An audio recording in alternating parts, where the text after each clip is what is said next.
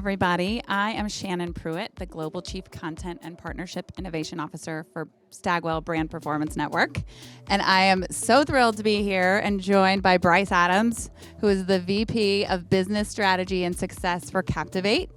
Did I get it right? You got it right. Boom, You got it right. Nailed it. Bryce, I'm super excited. Thank you for joining us. We are here at the Cannes Lion Film Festival, that is not true. We are here at the Cannes Lions Festival of Creativity, and we are in the Stagwell content studio at the Speakers Lounge. So official welcome, because this is very official. Thank you for having me. This will be the coolest thing I do probably this year. Well, then you're welcome. Yeah, I appreciate it. I owe you. Yeah, you owe me. You can put it in a suitcase with a bunch of IOUs. Definitely. Did you get it? Yeah. Did you get the reference? I was only thinking the first two letters. Okay. I was like, I just IOs? My boss will be thrilled. Amazing. Yeah, I'll charge Krishna. It'll be fine. Okay, so I'm so thrilled because there is a lot of conversation right now going on around equity in the sports business. It's happening around not only women in sports, which I am very passionate about, but also athletes and compensation. And compensation as it relates to not only people of diverse backgrounds and women, but also as it relates to college athletes. And so that is something called the NIL. And you are an expert in the NIL and working with creators. If you say so. I say so.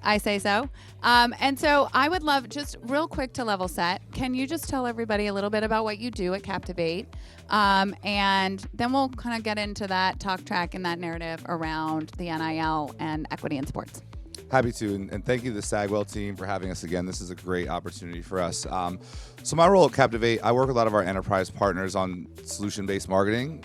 Our solutions come in the form of creators. And so we work with a lot of the biggest brands in the world on end-to-end creator programs, trying to really bring them closer to their fans. And really, as we think about the evolution of creator marketing, bringing on their fans further down the funnel. So now, I've been doing this since 2015, and now we're really thinking about creators as points of purchase, and what does that mean for brands? What does that mean for consumers as the platforms evolve? And 2 years ago, probably 3 years now, when we knew NIL was launching, and we'll get into that in a minute, we said, this needs to be something that we want to make a resource to our clients and help be able to educate them and be able to solve problems in this new era of name, image, and likeness. And what that means, for the first time in history, student athletes can now get paid for doing a multitude of things. They can open a landscaping business. They can sell merchandise. They can start a podcast.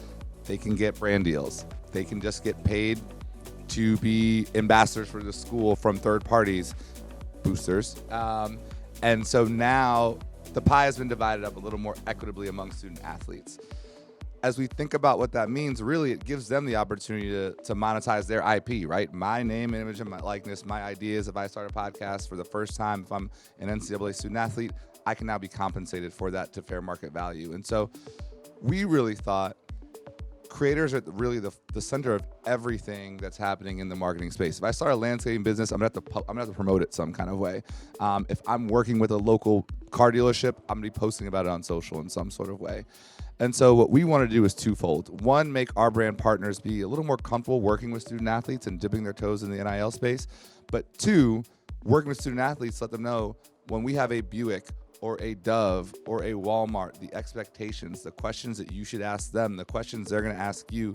Because what we really wanted to be able to do is be able to bring the solution to our partners in a way where they'd feel comfortable activating student athletes and where we'd see success. And we can get in a little bit of later. I know we're going to talk about some of the best practices and things that go into making successful campaigns with student athletes. But through the work that we've seen over the last 2 years, it's been really great to see things evolve. So on the education side, Captiv8, we have a first-party proprietary platform that we own and operate that has hundreds of thousands of data points within creator marketing. We've done over 2,000 campaigns over the last 6 or 7 years. And so we've got a lot of great data in there, not only about what works, but also about the creators we work with. And we go on campus, the University of Arkansas, Purdue University, others, and we teach them, what does engagement rate mean? What does click-through rate mean? What is an affiliate program versus an earned media program where someone may just give you something but not pay?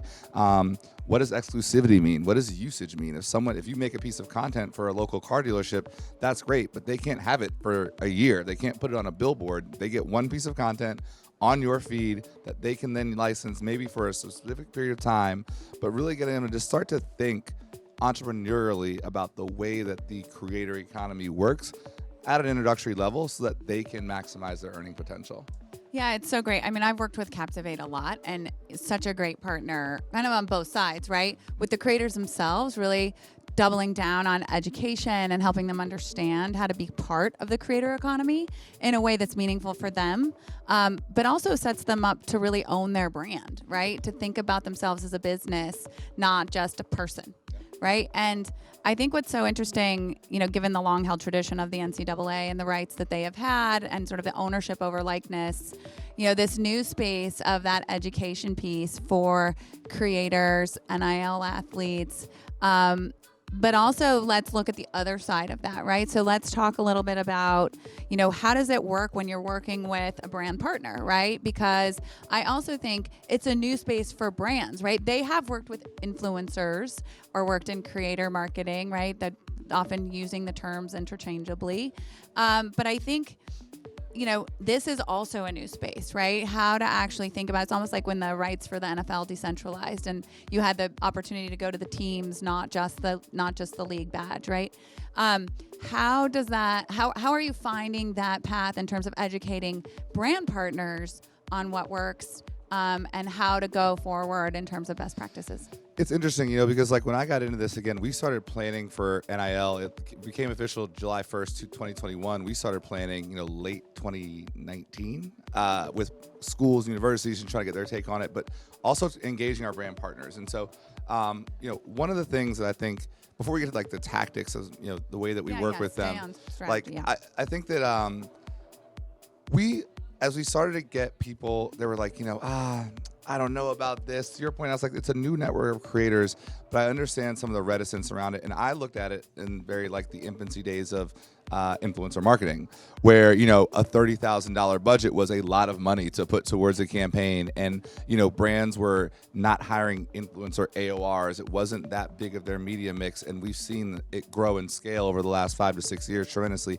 I think NIL is going to go the same way in about the next 5 or 6 years. And I think the reason for it is, first I'll talk about the creators and I'll talk about their audiences.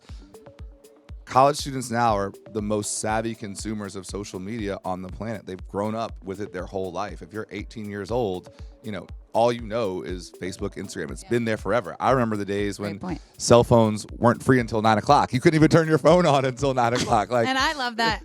I remember the days when there weren't cell phones at all. Right. I remember big yellow Ethernet cords this thick when I went to college to try to get a little bit of internet. So they're very savvy on the networks. They're extremely brand safe. They've got to be good students. They can't post about a lot of crazy things. They've got to stay eligible. They've got to be on the team. Coach can't see you out there while not in spring break, right? So they're extremely brand safe. We know that college age people that go to college earn well more than non-college educated people. So it's a growing demographic of extremely high earning net worth individuals that are following them. But the other thing we saw when we looked at a large swath of creators is it's always about 40% 18 to 24, 40% 25 to 44. You've got a lot of alumni that are following them, people that are already established. These people aren't just buying ramen noodles, they're buying steak at dinner. So think about it. You go to college, you're following your favorite team. You're going to follow that player regardless of their age or not because you're engaged and involved in what they're doing. And I think the other thing is you really think about the passion point of sports and the pride of universities, and you all have friends that are huge Alabama fans that did not go to Alabama, but they're from the state and they live, breathe, and eat Tide football. So all of these different kind of points coming together makes it a really ripe environment to engage with people. And I think the other thing that marketers should realize is think about the marketing calendar and the collegiate and athletic calendar. So March, you have Women's History Month. You have March Madness. You have spring break. You have a lot of different on-ramps to start a conversation with someone. You have back to college, which is also football.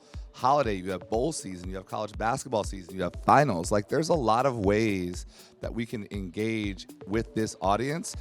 And why would you not want to start when, you know, that 40% is in school, is starting to make those consumer decisions about what they're going to do for the rest of their life. Totally. I have a Bank of America account. I might still have a college checking account because that's what my parents set up when I went to college. I've never changed it, right? I've gone on to make money and, you know, same. And I'm sure you have research with different clients. I know I remember reading something one time about liquor industry saying like typically by the time you're 26, you've decided like if I'm going to be a vodka or a tequila, like you've decided on your brand. And I think like engaging those folks then is really interesting and a really unique opportunity. The other thing that we did, we looked at this study, we studied over the first year of NIL, we studied 318 athletes, 118 sponsored posts. We looked at engagement rates versus regular influencers. So we looked at Instagram, TikTok, Twitter. We looked at athletes as a whole. And we looked at football, women's basketball, men's Olympic sports, women's Olympic sports. We found engagement rates up to 20x the standard engagement rate for student athletes. The most, like women's college basketball on TikTok, well over a 9% engagement rate across the board. And so what we're seeing is huge indicators of consideration. And I think what we want to try now to do is, as we talked about a little bit earlier, how do we get conversion? Can we start converting? And I think when you see this large enough amount of data for us to have it, and it started anecdotally, every time we put one in a campaign, they would outperform everybody. And another reason why that is because they're almost like little influencer pods. If you follow college athletes, all they do is repost each other's content. So the network effect becomes exponential. And so, you know, when you think about it from not just a fan perspective, or, you know, a lot of people I think jumped in when NIL started to make a splash and they did something to be out there. It's good for business. We know creators work. That's right. These are among the most engaged creators in the world. We should be finding innovative ways to partner with them and continue to build bonds with them, because it can pay off for you guys in big ways. Yeah, and I think it's really interesting, right? Because I think actually the opening up of the NIL became a catalyst for a conversation around women's sports and equity and visibility. And what's been also interesting, we have a client, actually H&R Block is a client of Gale, and they have a program called Level Up. And now they are joining with other brands, right? Because they are featuring female women athletes, NIL athletes, and bringing them, featuring them, giving more visibility. The women's NCAA championships outrated the men's for the first time ever, right? But it's also the first time ever it's been on ABC. Right? So many things are kind of almost like coming together in this kind of amazing, you know, kind of cornucopia of opportunity. I love that. Right? You can use that. Yeah, I'll take that one for my next you heard panel. it here first. Air but this on tape Bryce. Bryce is going to co-opt my term, but I'm cool with it. I'll give it to you as my gift. That's a gift. My canned gift to you. But yeah, I think it's just it's such an amazing time for brands to that end, right? Alumnus are so passionate about their teams, but you don't necessarily have to have gone to the university. But also kind of supporting this other piece of the conversation, right? And I think this education piece, right? So many athletes actually go pro and they never have any education around like managing their own brand, right? And now they're getting that at this very early stage, which is amazing. And you know what? I think there's two ways I want to go with that. And I'll start with the second one first so I don't forget it. Think about the employment opportunities for someone like you. Athletes are very coachable. They come out, they've been working with brands over years. Like, think about just what they could come into your organization and do as an entry level employee as anyone across, you know, any industry, but, you know, our industry specifically. And two, you hit something that's very personal to me. I mean, I'm a girl dad. Hey, Jordan. She's 5. So hi, Jordan. Yeah, hey. But I started my career in sports in the WNBA with the Washington Mystics. Oh, yeah. So, amazing. yeah, I was media, affiliate sales, and cable. Knew I wanted to get into sports. You know, emailed the NFL team, which I don't really know the name in Washington. It's changing every 5 minutes. Oh, yeah. Yeah, emailed. It was no-name team for a while. Yeah, it was the no-name team. Emailed DC United, emailed the Washington Wizards. Emailed the Washington Nationals. Nobody called me. And I was like, well, and no disrespect, like, nobody wants to work in the WNBA. Like, I don't have any experience in sports. Like, I can probably get on with the Mystics. And I had a friend who worked there in college, and it's very near and dear to my heart that season we spent. You know, from there I went to Madison Square Garden and the New York Yankees, and so I did elevate my career to more larger global brands. But the women in sports angle is very near and dear to me, and I think that to your point, we're starting to see people take notice. And it's a slow burn to get there, but we've seen more and more acceptance. I was just at a Stagwell panel about emerging sports leagues and the $56 million investment that the San Francisco NWSL franchise made, largest ever. And so, you know, as we start to see, unfortunately, like at a mainstream see women in sports as equal to men, you're seeing that once you draw people in, it's very easy for them to get hooked. And so one of our partners is Buick. And last year, in 2022, they're an NCAA title sponsor. They started a program called See Her Greatness. And it was heavy TV, heavy experiential. And we brought some influencers out there to cover it from the on the ground of the Final Four in Minneapolis. This year, Buick's campaign was 100% digital. It was 100% student athlete based. So we had AZ Fudd, Aaliyah Boston, Caitlin Clark, Cameron Brink, all as a part of this campaign. We went to their respective universities, shot content. Captiv8 worked to identify the best talent that we could work with Leo Burnett, our amazing partners there, to go shoot this digital social first content. And it became so idyllic for us and sad, but we had Aaliyah and Caitlin in the Final Four, and to see their careers play out. Obviously, there was probably a month there where Caitlin Clark was the most famous woman in the country, coming out of the women's Final Four. And I think these are other touch points as our advertisers understand there are multiple ways that we can enter the sports game. Not everyone, to your point, can afford an NFL league sponsorship. That doesn't fit for everyone.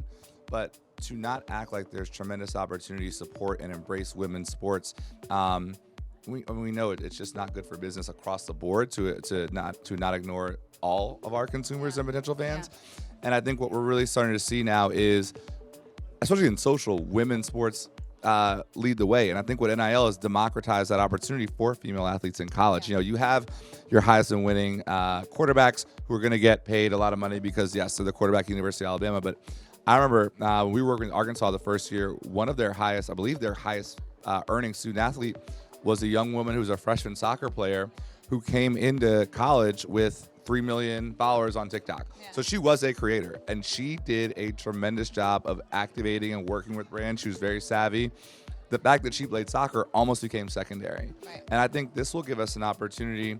We know follower counts are great, and I just told you all the great engagement study work, but there's also a lot of stories to tell. And I think that there's a lot of interesting perspectives that we have an obligation to share. Yeah. And so I think that any way that we can help, whether it's someone like H&R Block who's doing educational curriculum. We have a curriculum for athletes. We put out 2 versions now, working with brands to try to figure out what are things that we want to teach or different ways we want to engage with student athletes. We can help with that.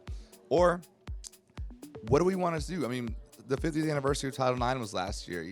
We pushed really hard for work around that. Women's History Month makes a lot of sense for brands. There's a lot of great opportunities. And so I think you're right. I think it's something that we'll continue to see grow. And just like with everything else, to be at the forefront of you can either be at the forefront or you can get left behind and try to make up. And those that want to lead with us, we would love to have you. Yeah. Well, and I think you make a great point, right? I used to work on Buick. They were my client. Love them. And I also started in sports. I worked on World Cup and NFL and MLB and a bunch of things. Yeah. And my first project in the Warsaw Sports Business School at Oregon was to work on the naming of the Portland WNBA team. Oh, wait. They're no longer there. They're no longer there. We came up with the Portland Storm, but they didn't take it. We pitched it to them. Seattle took it. I know. But it was so good. I know. I'm just saying. So what remind me what they went with? But I can't remember. Oh. But it was something to do with weather. Okay. But anyway. The Portland cloudy days. Sort of Portland rainy. We love Portland. Sorry. We love Portland. It's a lovely place. Yeah, I love Portland. I'm from Oregon. But I think what was also really interesting is so many brands invest in sports and IP as it relates to the broader league.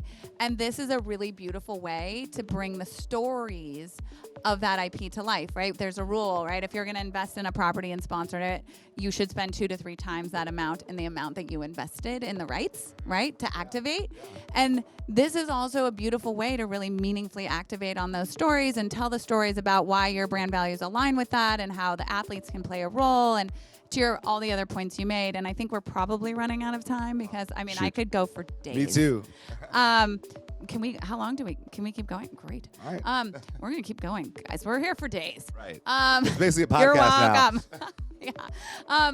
But I think, that is, it's such an important piece of actually showing how to your point, how do you start to collapse that funnel? How do you show how all of this works together, right? Some things, just one point of intersection one time isn't going to move the needle.